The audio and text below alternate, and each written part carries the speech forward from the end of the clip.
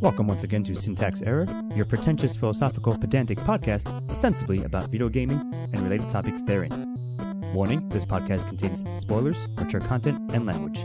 Viewer discretion is advised. All right, welcome back, everyone, to Lost Signals Presents Syntax Error, a very special interview with Ara Shirinian. Am I getting your name right, correct?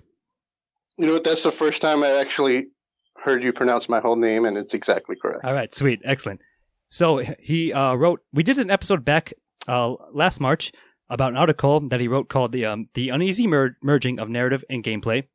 And he actually reached out to us. So, of course, we agreed to do an interview. And we're going to be speaking to him about that very article and perhaps some other topics and sort of nuances within gameplay and its relation to game narrative as well. So, I, of course, remain Scott Thurlow here with Jane Manzer. Hello. And like I said, Ara Shirinian is joining us. So, Ara, first of all, would you like to give us a bit in our audience sort of a bit of a background, like where you're coming from within the games industry and sort of your pedigree, if you will? Yeah, well, first of all, thanks for having me on, guys. I was really shocked and surprised to see. I was just randomly, I don't know what I was doing on the internet, but I found your thing, and it was based on an article I wrote like 7 years ago, so that was very cool to see. So, yeah, I'm glad we can have this opportunity for you guys to grill me. I don't know if we're going to be grilling you per se. We'll see, though. We'll have a discussion. No, in the fun way. In the fun way. Sure. But, yeah, so basically, I don't know if it was apparent from reading the article where my allegiances truly lie, but I've been a game designer for about roughly the past 10 some odd years. And basically, in short, my specialty is player psychology and mechanics. Ooh, okay. I wasn't sure if I were at the first angle, player psychology, huh? I did not honestly get that out of the article. I did definitely get that you're coming from a game dev perspective for sure. But within that's a very interesting subtlety to it, I suppose. Yeah, to me, what it means is basically everything that's going on about the psychological experience of playing a game. That's not really very informative. But in terms of like how you think about things, what you think about, and how that interacts with the emotions you feel and the experience of playing the game. I found that at least the stuff that was like the most appealing to me as a kid were a lot of the shoot 'em ups in like the old Nintendo, the regular original Nintendo age. Yep, old school. Stuff like that. Yeah, and there was just something very special for me that resonated about what the experience felt like as a player when you were operating on this very, very small time scale of like seconds or a fraction of a second, when you were doing things that fast. Because back in those days, right, like it's all Twitch. Really good meant being really fast. Yeah, like they call it Twitch stuff now. Yeah. Yep. So that was what I was fascinated with, and video games to me are the only way you can have that category of experience. I mean, not exactly, but I mean, we can get into that later too, right? But no, I think I see what you mean for sure. Yeah. Yeah. So that's what I always loved about games, and that's why I got into games. And I hated, hate's probably a strong word, but I disliked very much things like thinking about like how to implement programming. Okay. Yeah. Which is programming. Mm-hmm. Like things like basically like, because when you're programming, you're manipulating things on the level of like, I'm solving problems with like managing memory and pointers and things like that. Yeah. And, that's a simplification, but it's a certain kind of activity. It's not thinking about the problems of like what's going on in the game in terms of the game's own grammar. Yes. It's a lot lower level. So that's where my preferences are, and that's where my passion is, and that's what I call player psychology. So that's where we're coming from. In a way. Yeah, I get it. So It's interesting that you mentioned that. So that's one of the key phrases that I think we all really liked from your original article from Uneasy Merging of Narrative and Gameplay, where you said, I might be jumping ahead, but since you just mentioned it, you said that they had to establish a grammar of trust, which we all really, really sort of latched onto as a great phrase and a great way of describing like how devs have to sort of lean you into what's happening. And I think the example was from Half-Life 2, if I recall correctly, right? So in that game, as you were saying, you have complete control of your field of vision. It's like you can control your character. You control Gordon Freeman, right? During a cutscene. But that means they can't have like a Vortigern or some other enemy come up and stab you, because that will ruin, like, that's gameplay intruding in a sense on narrative, which is supposed to be important and pertinent to you as a player to give context to why you're doing what you're doing within the actual gameplay. Yep. So it's interesting because the grammar of trust idea is, I mean, that's like literally one of the deepest things conceptually about a video game. Yeah, and I love it. I just love the way you phrase it. Like, it just makes so much sense. It might seem obvious, but just the way that you laid it out in the article, like, was just an amazing way of putting it and way of presenting it to people who might not be aware of it. So, yeah, please continue expanding upon that. Yeah, well, I mean, it's like I don't think I'm the person who invented it, you know? Sure. I swear other people must be talking about this concept, but I've never found this shit. So, anyway, I'm glad we're talking about it more, but I also wish that whenever I wrote like stuff like this, or when people discuss stuff like that, that there's more communicative, just exchanges back and forth about this. Like, I don't know, because maybe I'm just not looking at the right stuff, or maybe I'm being a hermit too much, or I don't know how to use the internet. I'm not sure. Like, I'm going to definitely like largely agree with you that I don't think there's that much out there, which I think is one of the main reasons we sort of gravitated toward this article, because this is the sort of stuff we talked about even before beginning this podcast, and it's something that I'm definitely interested in, specifically for games. And I think I agree, like, based on my research, that, yeah, there's not much out there. So when we found this one, we're like, hell yeah, at least someone else talking about it, right? Someone else is thinking about these kinds of things, and someone who's within the industry, so therefore has a level of expertise and is qualified. Like, us, we're just fans of games in a sense, but I think we're able to analyze it a bit more than maybe the average fan, the average player will say, yeah. But at the same time, like, these are the interesting topics to me that need to be addressed in a sense that should be, if we're going to forward the medium of video games in general, I would say. Yeah, right on. So let's get into this this grammar of trust thing, because basically this happens with everything that you do in any kind of, do I want to say make this claim about any artistic medium? Not any ones. There's some that don't. But largely. You have to have it in, but in like, it gets as atomic as, for example, look, the alphabet is a grammar of trust. And you write a book and you use these symbols, the same combination of symbols means the same thing, and then there's context and it gets more, sophisticated. But, right, if you don't have that, like, everything comes back to basically you trust that this symbol always means that. Right. Yep. And if you don't have that when you're either trying to tell a story or when you're trying to design or do or play a game, then it's really, really bad. Yeah. Actually, so one of my pet projects is unreliable narrators. And to talk about the grammar of trust, if you find out that the narrator is unreliable, that throws into question everything that happened prior and everything that will happen in the future, whether you can, in a sense, trust what the story is telling you.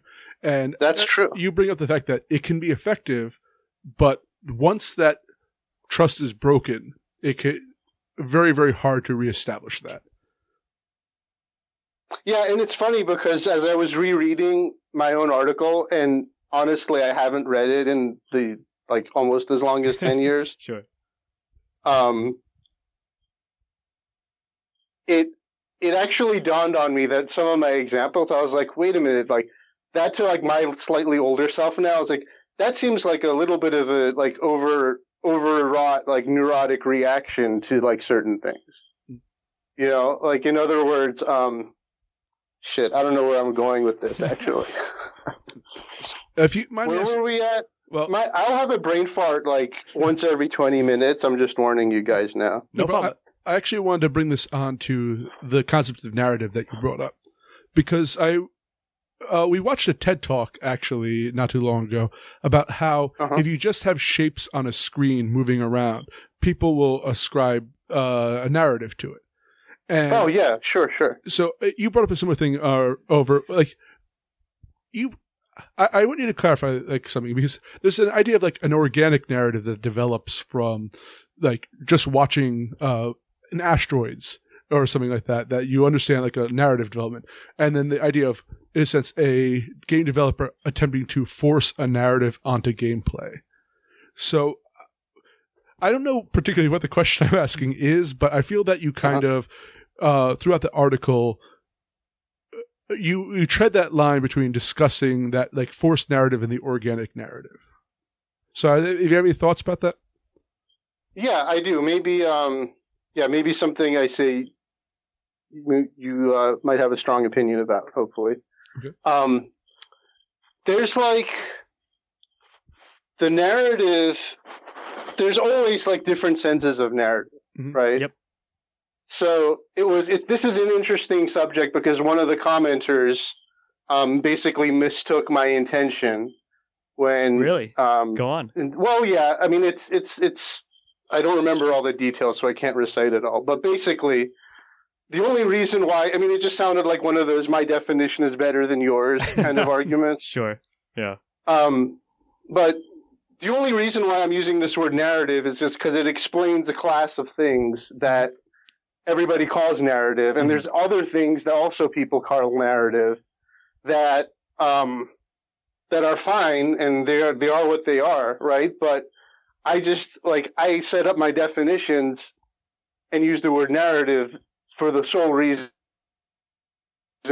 of basically establishing, okay, I'm talking about this group of things here, and I draw a metaphorical circle around them, and not those over there, right? Yeah, for what I'm trying to argue.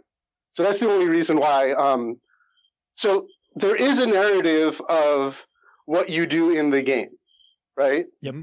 But the reason why I excluded that from what I'm arguing about narrative is because I guess it's partly because the media, at least, expressed so strongly, at least around that time and maybe the decade before it, this kind of weird need to somehow have like the ultimate combination of narrative and gameplay. Yeah. Like it was something that like everyone always wanted and nobody could think to question or even like wonder why anyone didn't have that simultaneous thought all at the same time. Yeah, it's like I think you mentioned like it's like they wanted the holy grail of merging them, but like that wasn't maybe like a false quest. If I mean, am I going too far? Am I overreacting to that? No, I think that's.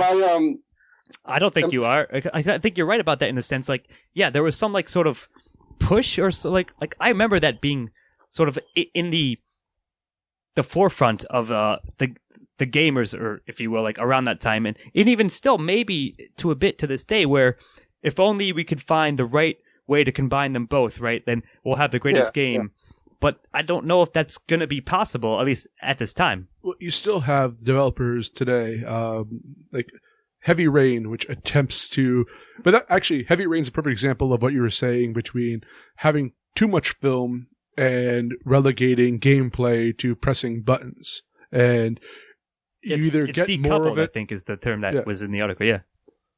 Yeah. Well, that's the only place it can develop into. Mm-hmm. That's the thing where it's. So I'm very frustrated as a developer about this particular issue because it feels like nobody wants to admit that two things can't be combined in certain contexts. You know, I know I just said a lot of qualifiers, but I mean that's accurate. I think you're. And let me just finish the thing. Like, I don't think that it's that crazy a claim, And I don't think that these things can be combined. Like, I unequivocally think that it's impossible to, in the way people are saying. And, we can talk about all the reasons why I think that's developed the way it has and why that's the thing everybody says they want. But, that's my position on this. Now, do you feel that perhaps it's... Again, maybe this goes back to definitions, as you were saying. But in a way, those who want to make combined film narrative and gameplay can't do that because they're different mediums. But gameplay can still achieve a great narrative within its own rules with it. So it's a different type of narrative that it'll be trying to achieve, and that what you're arguing against is perhaps necessarily film, a film narrative. Well, you can call that other thing a kind of narrative. Sure, mm-hmm. It makes sense. But that's a very different kind of narrative in a way that, exactly. Painting with watercolor is a different medium than painting with ink. Absolutely. Yeah, I think that's... I have to give you a lot of credit, Ara. I really like your analogies. The peanut butter and chocolate thing, that from the original article, and the knives, the spoons and knives thing. And what you just said there, I really like that. It's a good way of trying to convey these ideas to explain or express why it may not be quite possible at this time, or at least in the way. Yeah, sometimes you get lucky with an accurate analogy. It's not that often. That's awesome. Well, Stephen Hermosi off screen has brought up the boxing match that you described between Rocky and Ivan Drago, and that metaphor of how that works in film, but wouldn't necessarily at all work in a video game context. Uh-huh. So, yeah, that's just comment. No, another good analogy. Yeah. But I guess I kind of wanted to build off what you just said. So I think the key words, my qualifier is what I just said, was at this time in the medium, right? That it's largely probably impossible. And I agree with you on that point, for sure. But I guess I want to ask you about, do you think with the sort of rise in perhaps more prevalence of VR and the availability of it, do you think because of the nature of VR in general and doing it within games, that there could be a way to combine narrative and gameplay in such a way that they're not necessarily at odds, or it may be closer to the holy grail of combining them, as we were just saying earlier? Or do you think that still might be a hurdle, regardless? You know what? Actually, I haven't spent much time thinking about VR in this particular context. Mm-hmm. But let me just before we move on, I want to make sure that there's something we skipped over with the last topic, and that is that, sure. That second kind of narrative. I call that game design. Okay, sure. That's in other words, if I'm designing a boxing match, and I'm going to frame this in overly simple terms, but I can design an easy boxing match, or I can design a hard boxing match. Mm-hmm. When I design the easy boxing match, I want to impart the experience of the easy boxing match to the player. So my vehicle for doing so is the mechanics of the game, right? Yep. That being the rules that I devise on, and then I would just happen to think the coolest part is the infinitesimally small, time scale level of all that stuff. Yep.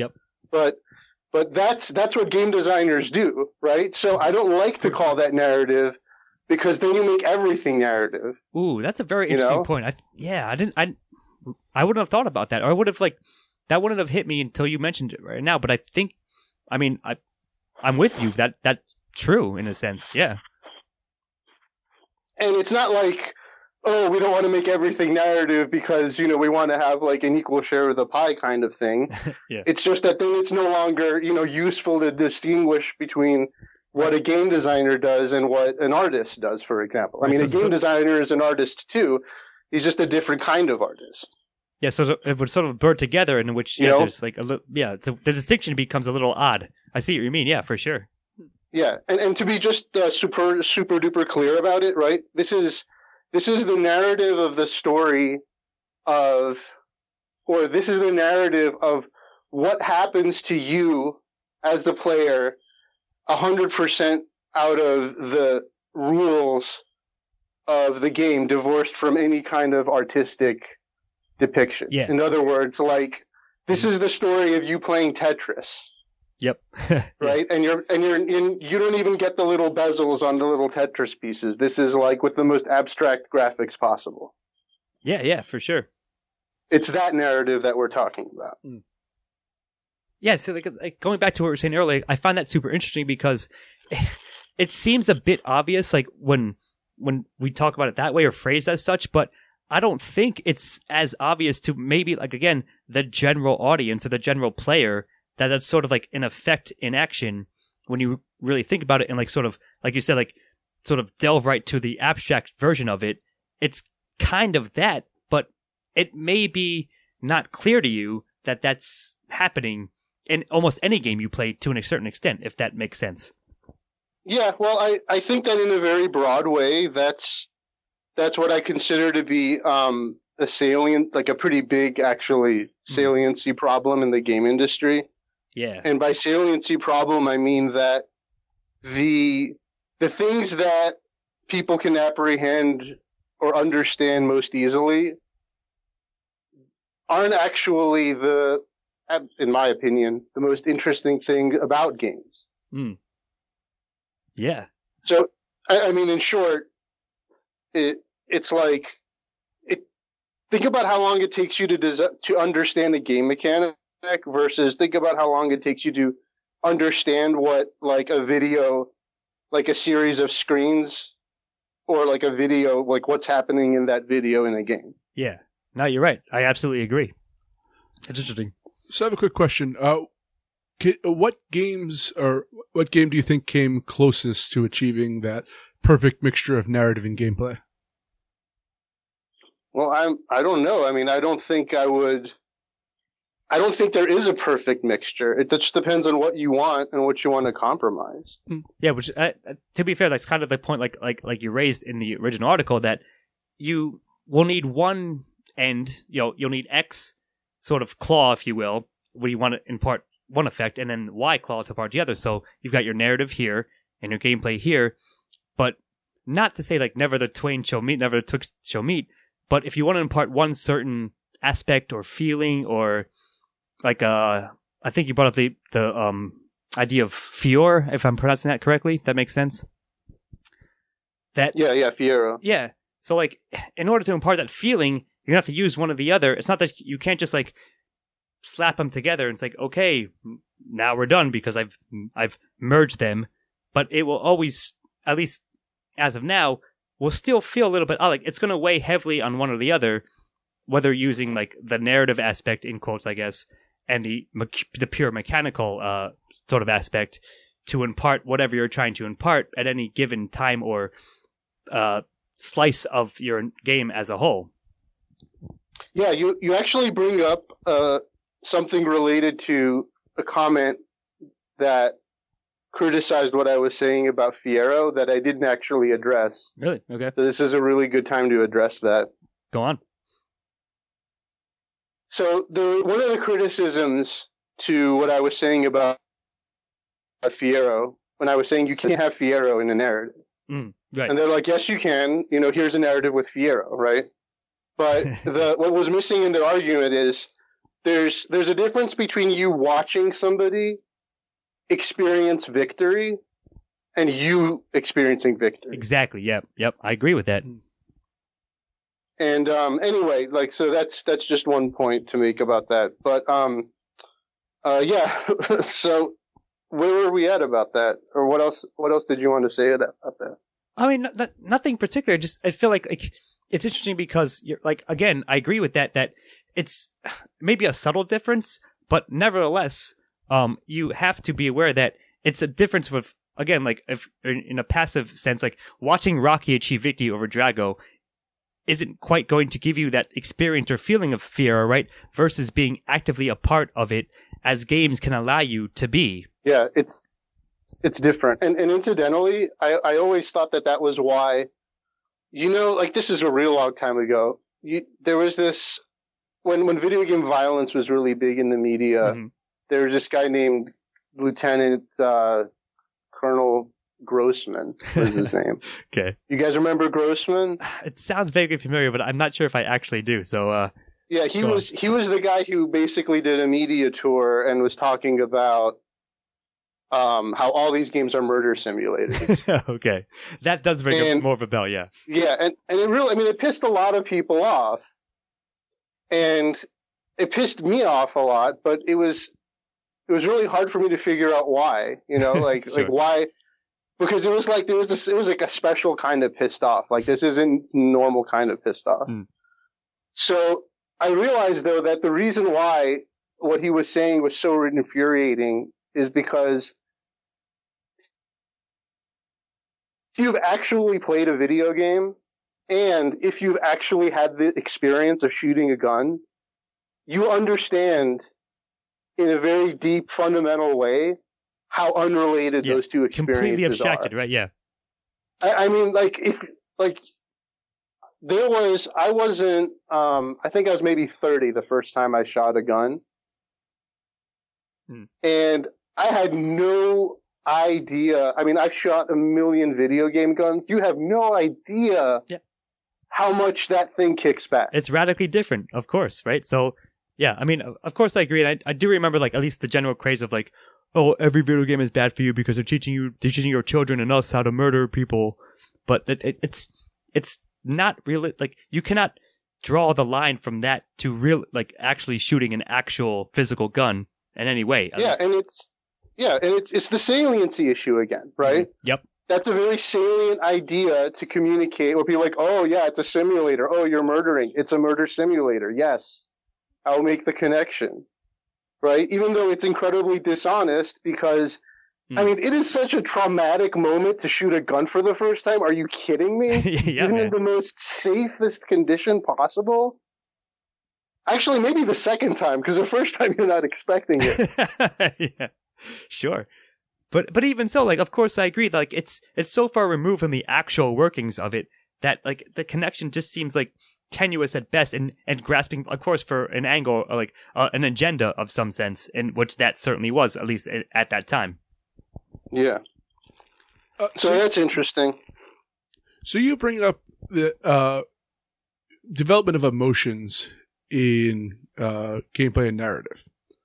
Specifically, I think you mentioned that crying, like the things. So I just want to. Did you guys get the impression that I was incensed about that too? Well, a little bit. Well, here's Final Fantasy VII was huge amongst my generation, and that was far more narrative than it was gameplay. Which I think, from what I gather, you would agree with. Now, granted, that when Aerith died in Final Fantasy VII, that traumatized a number of my peers. But like, I think that's more effective the narrative aspect than necessarily the gameplay aspect. So, do you think that the gameplay itself could conjure emotion without the heavy narrative context to it? Yes. Yeah. I think it's just the emotions that it conjures is a different class, and there's some overlap, and then there's definitely some parts that are mutually exclusive for sure. And the thing about like crying in the sense that you think about it, right? Like not like crying because like you lost so badly. Yeah, right. But the Aerith died type of crying. That was a device that was conveyed 100% through the narrative portion of that game. It didn't depend on any of the gameplay portions. I mean, if you disagree, we can talk through it. No, I agree. I think we 100% agree on that point, yeah. It's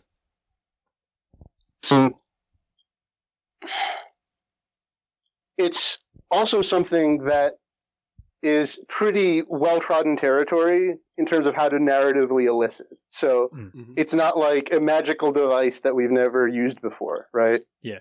Like we've used this device in stories quite often. There's nothing novel about that. Yeah. So yeah, I mean, I don't think it depends on either of the two. I actually forgot what the exact question was at this point. Well, I was saying that can gameplay evoke that kind of emotion with? Yeah, so that kind, like, I don't think so. I don't think it, like, I can't think of a way I would that tend to agree. gameplay, could evoke the emotion of I feel bad for somebody because of what I. Let's think about that, right? Well, actually, let's think about we have to think about what the exact feeling of badness is that makes you cry. Is that you had a loved one and you lost it, right? Mm-hmm.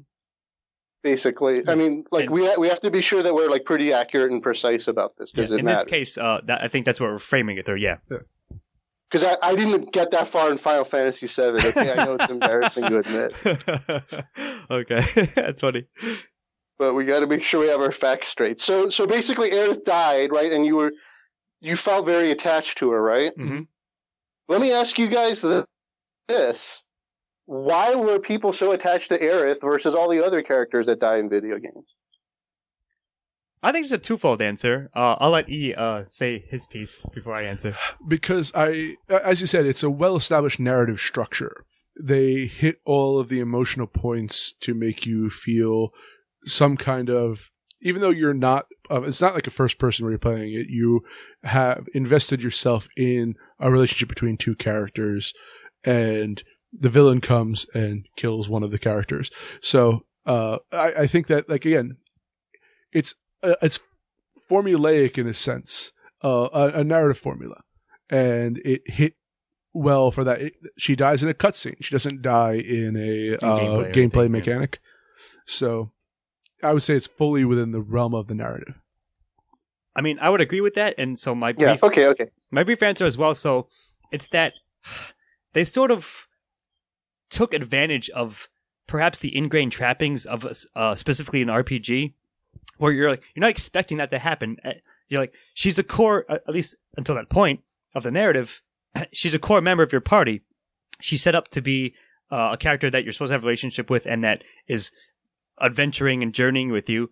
And then, in the latter, maybe 60% of the game, whatever it was, she's taken away from you. So it was almost like, I think we discussed this on an episode previously, but the way we described it was kind of a cheap rug pull narrative trick, right? Like, oh, now she's gone. Oh, guess what? She's dead. It's supposed to be like a knife to your heart, in a sense, which, yes, can be effective, but I think in retrospect, perhaps it's cheaper narrative trick, if you will, than people think it is. So, that's why I think it was effective originally, but maybe in retrospect isn't as impactful at this point. In my estimation, is all. Okay. So, I think this is the difference. This is going to be the difference between whether you can create this emotion with pure game design, pure mechanics, or not. So let's pretend like we're playing a game and you have a partner, and your partner's name is Aerith, but it's a dot, because you're a dot, because that's all we have. Yeah. Right? So, you'd have to architect a series of mechanical experiences where you maybe have to depend on, right, the pink colored dot named Aerith. Yeah. And then at some point, right, something will have to do, in other words, you'd have to basically recreate those types of things, but in a pure mechanical way. And if you can, then I would say it's accomplishable. And if you can't do that, then I would say it's not. But I think ultimately it might come down to, and this is going to sound retarded, and it might just be, but I think it might not be too, is that it might come down to whether you're allowed to use visual depiction. Ooh, yeah. Interesting as hell. But yeah. Actually, and sorry, go. Now you could say, you could make you can cry about people in stories, and stories don't use visual depiction, right? True, yep. But no, they do, because they express the images through words, which you do not have the liberty of doing in a pure game design. Yeah. Wow. That's super interesting. And I think that's something almost, again, not many people, even considering themselves gamers and hardcore gamers, would think about in terms of these terms. And that's, again, this is why I really liked your article, Ara, and I really liked it, because of insights like that, if you will. That's fucking amazing. I don't have a response I'm a big to nerd it. about this shit. That's an amazing response for sure. Actually, there is what you were saying. Actually, inspired kind of thing. I think perhaps the closest thing I've seen equivalent is the companion coup from Portal, where you're given a tool to mechanically get through the level, and then they take it away from you. And, it's actually a really good analogy. Yeah, it's like not the opposite anthropomorphic, like an inanimate object that sort of takes on properties of a personality, if you will, or you get attached to it as if it were an equal entity to you, but quite isn't. But because of the way they framed it, you might get attached to it. It might be affecting when it goes away or it meets an unfortunate end, I suppose.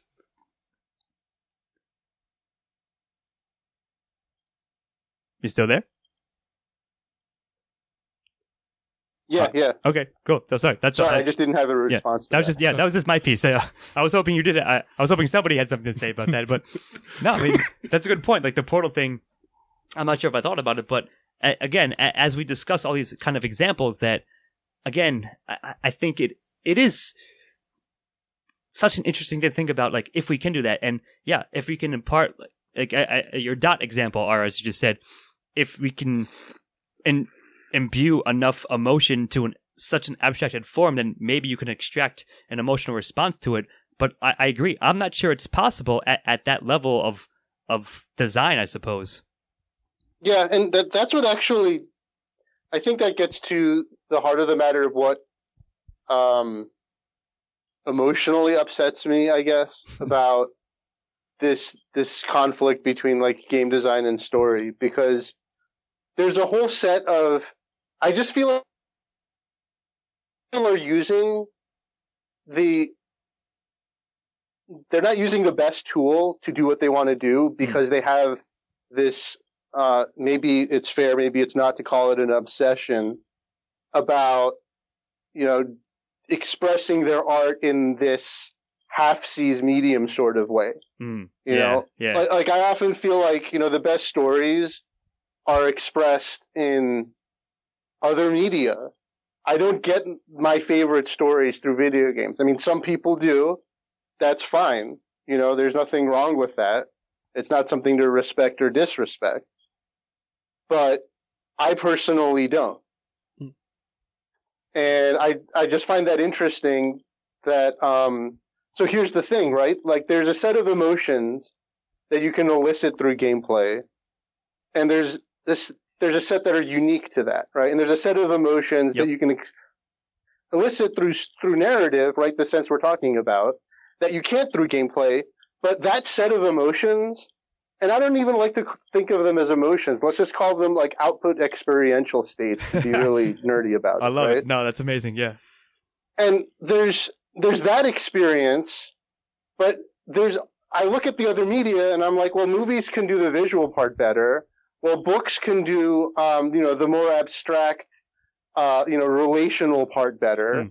So what do I want a video game story for? It's like the worst of all worlds. and at the same time, I don't get to experience, the set of experiential outputs that the video game is uniquely suited to, because, you can't do accomplishment and failure in other media. Yeah. You just can't.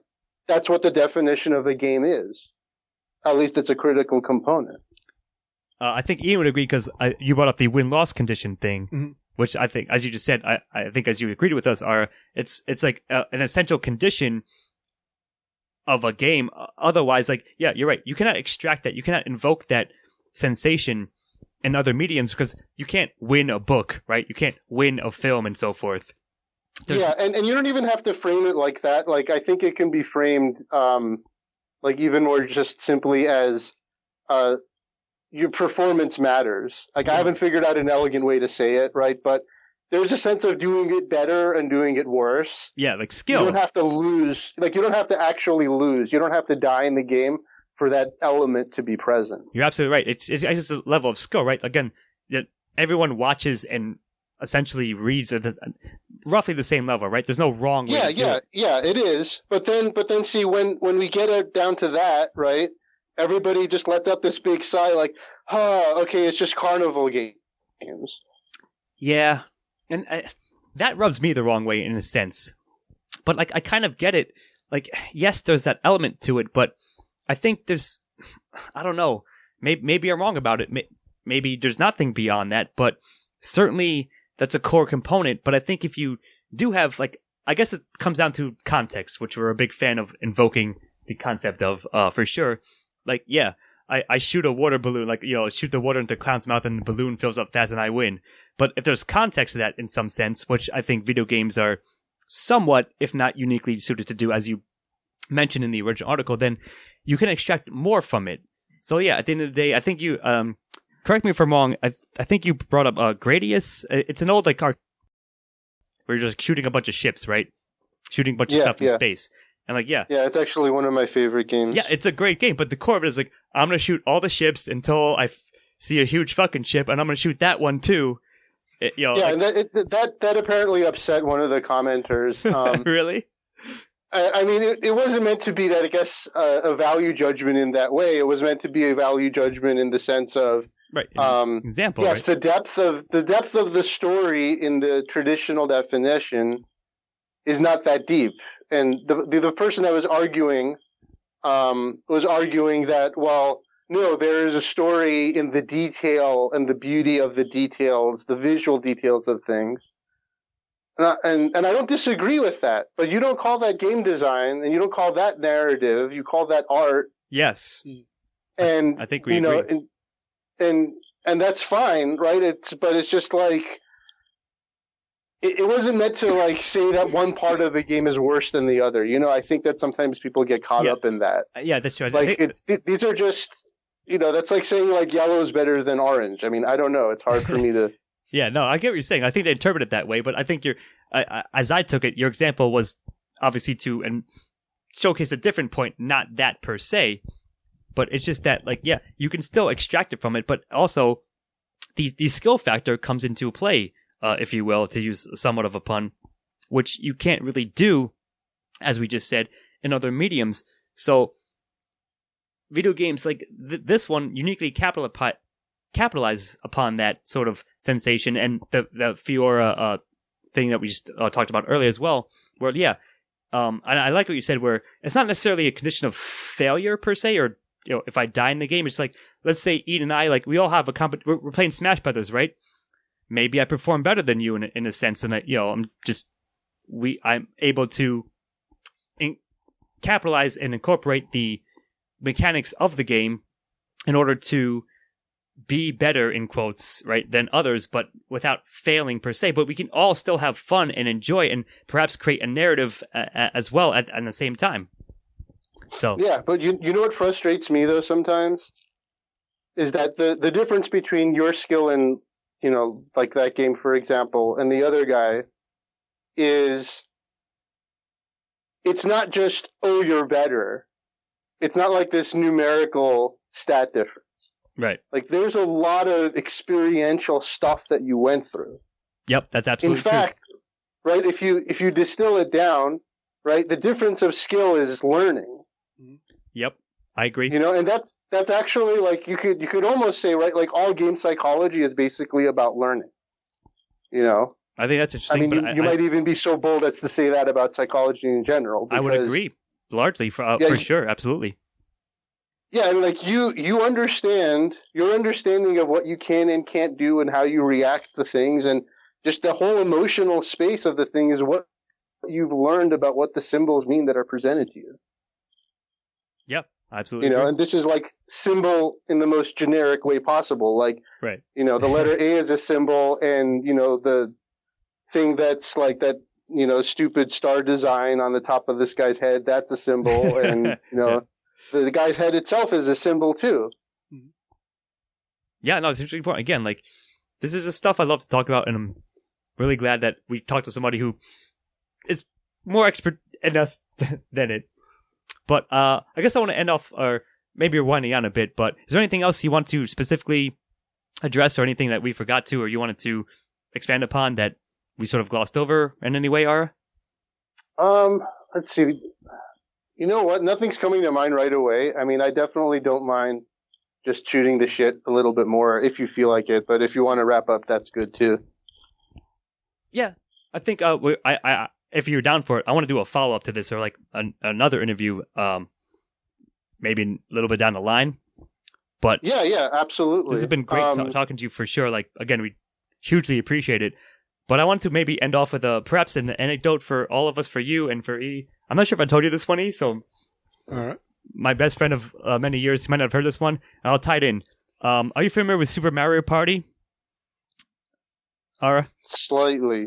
Okay. I'm like trying to remember like which one is that one out of the other. So it's basically a board game. Like everyone picks a Mario character. The one they're like on like number like 13 now or something. Yep. So like way back in the day, they made a bunch of them, and every now and again, yeah. Right. So like, you roll a dice. It's a video game version of Mario as a board game. You roll a dice, you get coins, and you do this and that. And like you go back spaces, blah blah blah. That's basically the framework of it. So we were playing recently, maybe within a year, and what happened is I decided to impart a narrative onto it. There's no narrative basically other than a bunch of Mario characters roll dice in competition for coins. There's not much skill. Right. There's like some mini games attached to it, but really it's almost like more luck. Like whoever lands in the best spot on the board gets the most coins, and you're going to win anyways.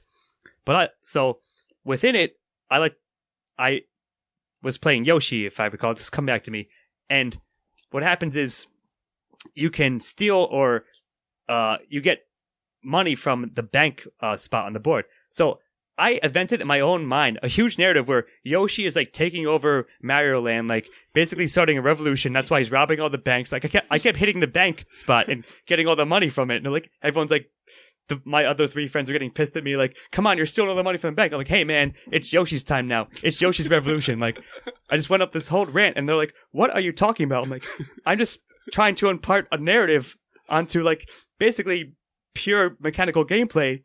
There's no narrative to this game, but I'm doing it anyways. It sort of ties back to the original thing we're talking about, where you see a bunch of shapes moving around, and you make up a story to it. So I just thought that was, like, maybe amusing that I made up an entire story in a game that really like never promises narrative, doesn't contain narrative per se. It just contains pure like basically RNG numbers mechanics where you roll whatever you roll and you land on a space, and that's what your character does, and then this next person's turn. So I don't know. It's a very natural human thing to do. I mean, I think that we don't think about this stuff very consciously, but exactly. If you pay attention, you probably will catch yourself making all kinds of stories about stuff that don't exist in your head.